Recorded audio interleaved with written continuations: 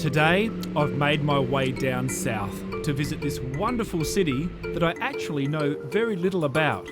I've set my sights to discover more about the people and places of Trang. I've been told that one of the traditional modes of transport in Trang that I must experience is the frog head tuk-tuk. Classic. What a design. It's like a blend of a three-wheeled Bangkok tuk-tuk with a Morris Minor. Great to breathe the fresh air and so much fun. I've been taken to visit a very special tourist attraction just outside of Trang. The historic Kantang railway station. Magnificent. The Kantang railway station is the last station on the southern Andaman route. I can't believe that this station has been preserved in all of its original detailed glory. Now over 100 years old with original 1900s Sino-Portuguese architecture. Stunning and a great place for a train enthusiast. Heading northeast, I'm making my way into the mountainous region of Nakhon Thammarat. I'm going to cook a very traditional local dish, a clean, simple yellow curry with a fruity twist.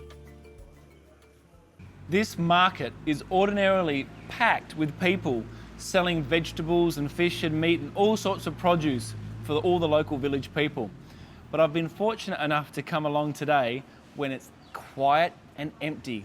So I thought I'd grab this spot and cook for you gang leang, which is a southern style seafood curry using yellow curry paste. Fantastic. Okay, let's get started. With this curry, no coconut milk, and also we don't add any oil. Just grab some good quality water, and we start with about 1/4 cup.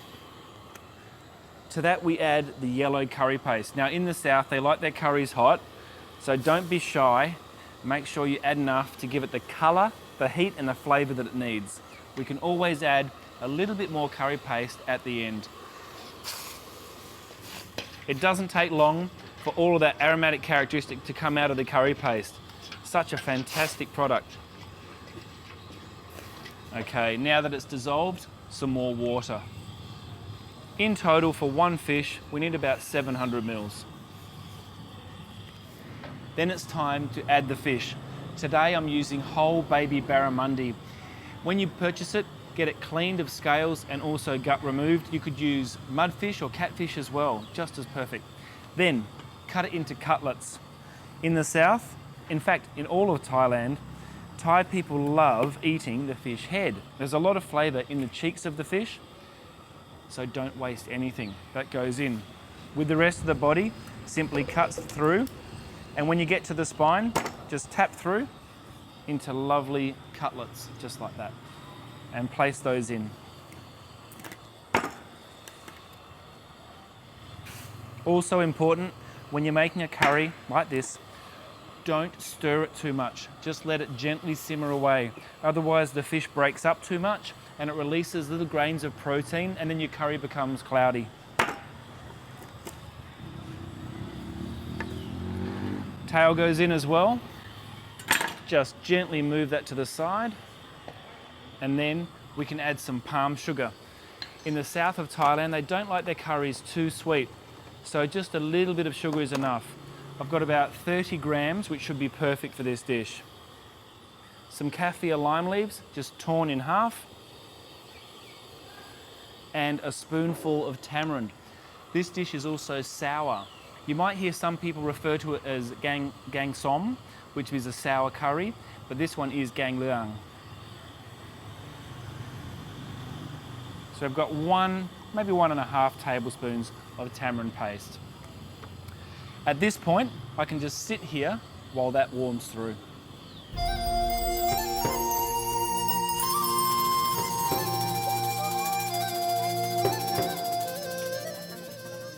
The fish is now half cooked. It's time to add the next ingredient, bamboo shoots.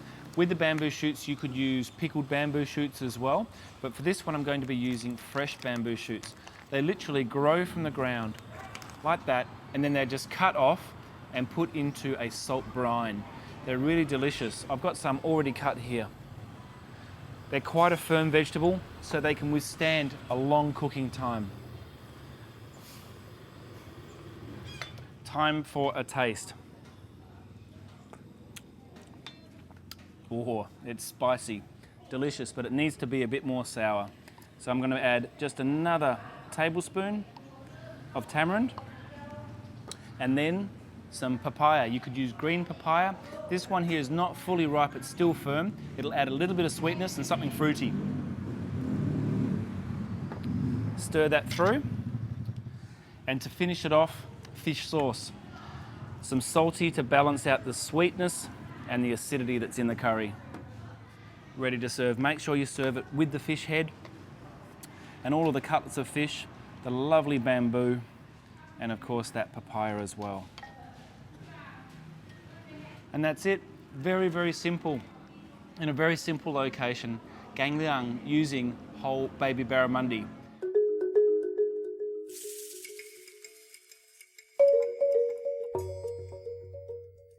And now I need to go get the approval from the locals.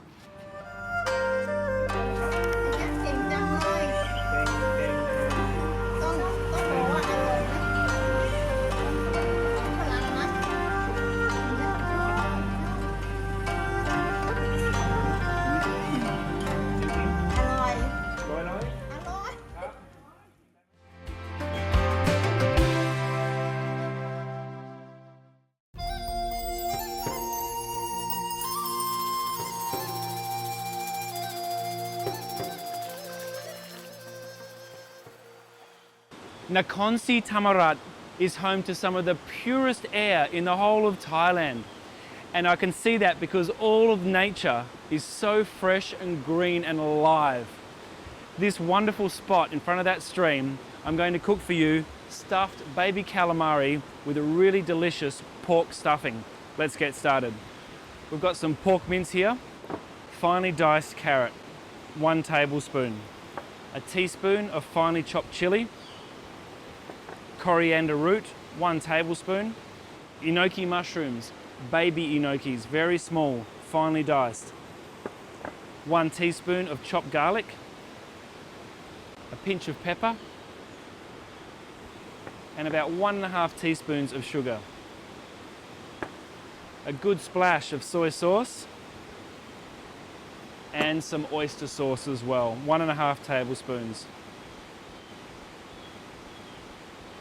And then just give that a really good mix. Once that's mixed, take a small teaspoon and 1 of the calamari.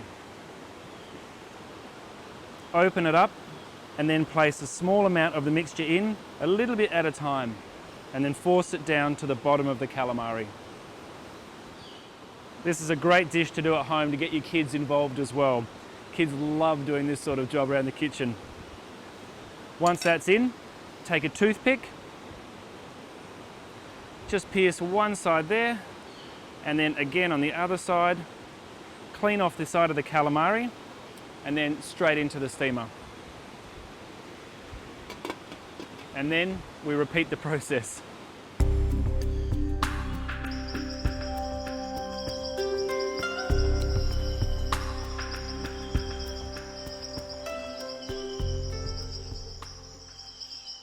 The baby calamari have had about 5 minutes in the steamer. I'm going to grab one of nature's chopping boards and then take out the calamari. Remove the toothpick and then cut them very gently on an angle.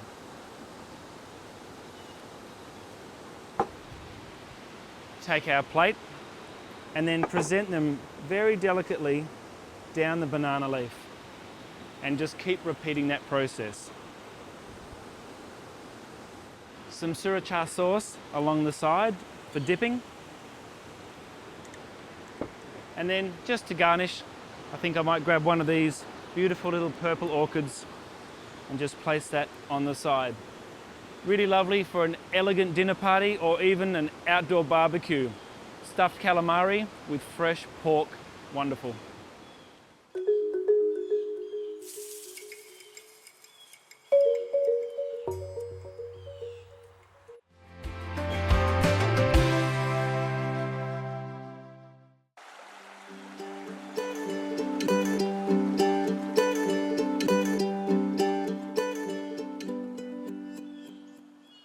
Finger food items in Thailand are very popular.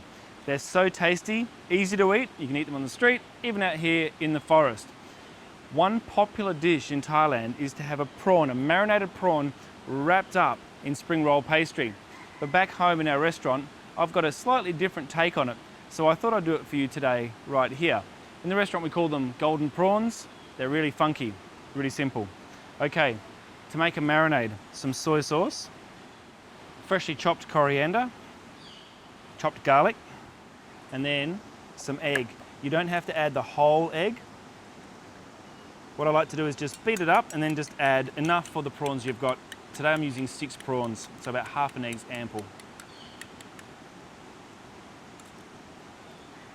Some plain flour, just to thicken the marinade. What that does is it sort of coats the prawn like a batter, and then once the spring roll pastry goes on, even if some spring roll pastry falls off, the prawn is still coated. Some sugar and a touch of pepper, and mix that together. With the prawns, I've simply taken off the shell from the back, but left the tail and the head on. It just helps it present much better. So I put the prawns into the marinade and just gently move those around, and then leave them in the fridge for at least 2 hours, but you can leave them overnight as well.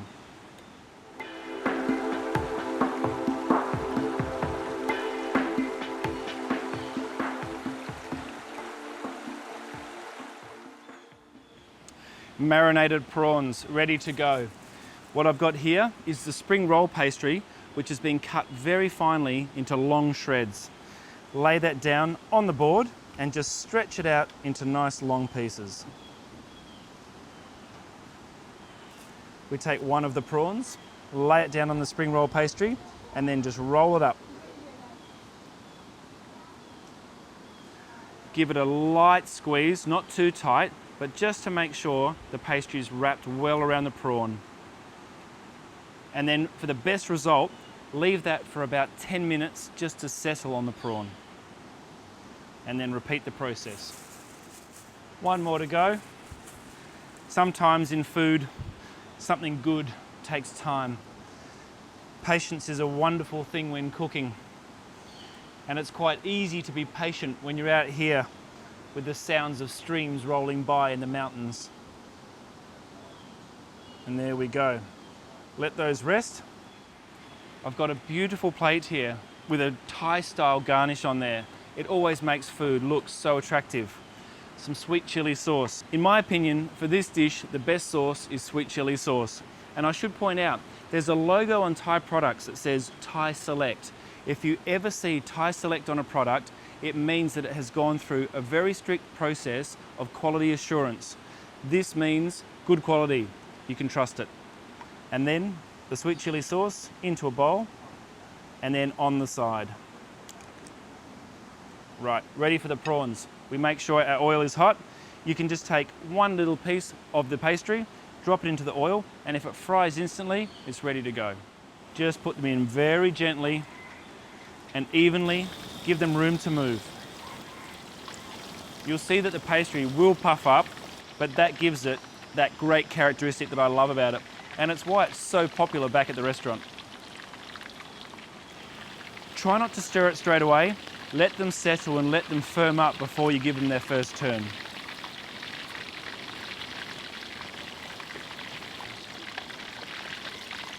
Okay, and they are perfect.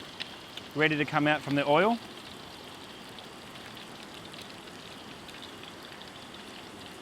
Golden brown, marinated prawns underneath the pastry, and they look crazy on the plate.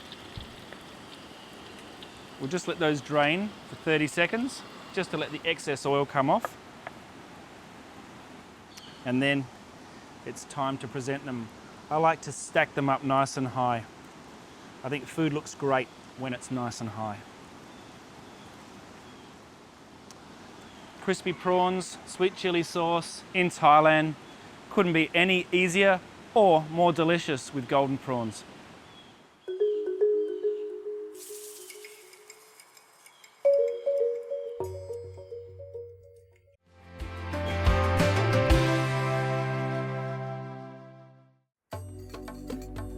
Trang province is home to some of the most spectacular beaches and islands. It's a place that more people need to experience. Today, I'm off to visit what may just be one of the most special island locations in Thailand. I've made my way down to the sleepy dockside town of Koh Muk to grab my boat, but before I did, I needed to indulge in a local delicacy.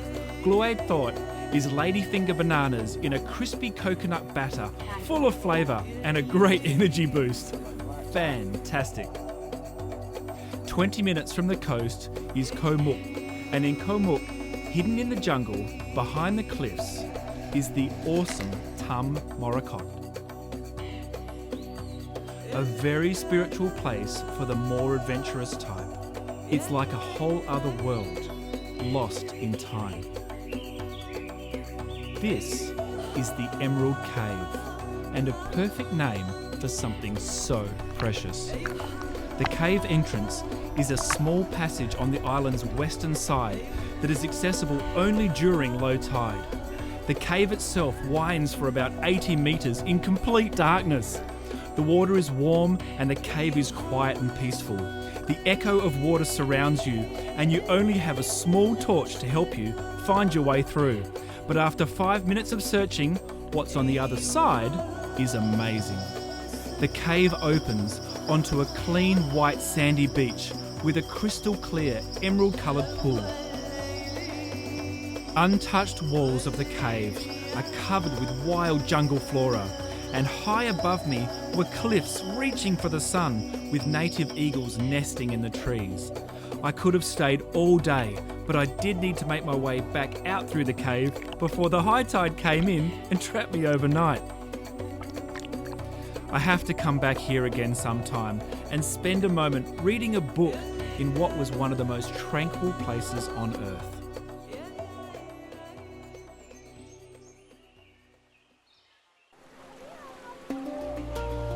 A few hours southeast is the wonderful southern city of Hat Yai. This coastal town in the Songkhla province is a place where culture, religion and food styles combine to create another unique and wonderful place to visit in amazing Thailand.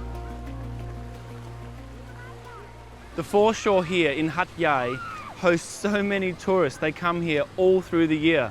It's a fantastic place to be. There's also some wonderful artwork surrounding the area, delivered from all over the world, and two prominent sculptures on the beach of the mermaids and the cat and the mouse, which are significant symbols for this region. I'm going to be cooking today sukiyaki hot pot, a really great dish, perfect for sharing with the whole family. The key for this one here is using mung bean noodles. With the mung bean noodles, we can't put them in dry because they'll take too long to cook. Make sure that you soak them in water for at least 20 minutes before you cook sukiyaki hot pot. Okay, let's get started. I've got a whole range of ingredients here. It's really important with sukiyaki to have at least 3 different meats, some vegetables, and 3 different mushrooms. And in Thai belief, 3 mushrooms will give you good health. So let's go. I've got some pork neck here and some boiling stock. The pork neck is the first one to cook because it takes a little bit longer. And then just 1 cube of palm sugar. We don't want the stock too sweet, but it just gives it a nice umami background. That goes in. And then our mushrooms. King oysters, rat's ear mushrooms, and abalone mushrooms. The other meats we've got here, some peeled prawns and some calamari. Just give that a moment to come to a simmer. To add a little bit of extra flavour to the stock, just a little bit of soy sauce, just a splash. And then some more ingredients. I've got some fresh baby corn just on the side. Try and keep all of the ingredients together in bunches. Some tofu, some cabbage, Chinese cabbage, celery herb, and pak bong or morning glory. The last 2 ingredients I've got here are my noodles and an egg. The noodles we can just sit to one side, and then we put the egg in last.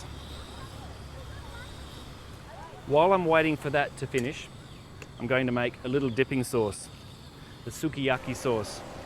To start with, take a good quality sukiyaki sauce. It's really great when you've got friends around. Put the hot pot in the middle of the table and then give everyone their own dipping sauce, and then they can adjust their flavours. Give them fresh garlic.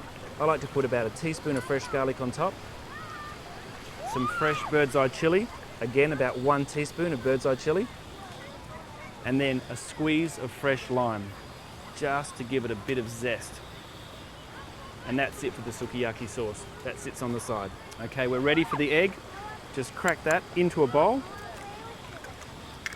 and then gently drop it right into the center of the pot. About 30 seconds and I'm eating sukiyaki. To serve the sukiyaki, use some tongs. We take out the noodles and place them just to the side. Some tofu, baby corn, the mushrooms, and just place them around the plate so that you can see each individual one. Put some of the meats on top, the prawn and the calamari and the pork, and then the lovely green herbs and the morning glory. Take some of the stock, pour it over the top. And when you eat sukiyaki, you need chopsticks and a spoon so that you can drink all of the stock after you've finished all the goodies. The egg goes on last, right on top. And that's it. Eaten with the sukiyaki sauce, it's fantastic. Give it a go at home.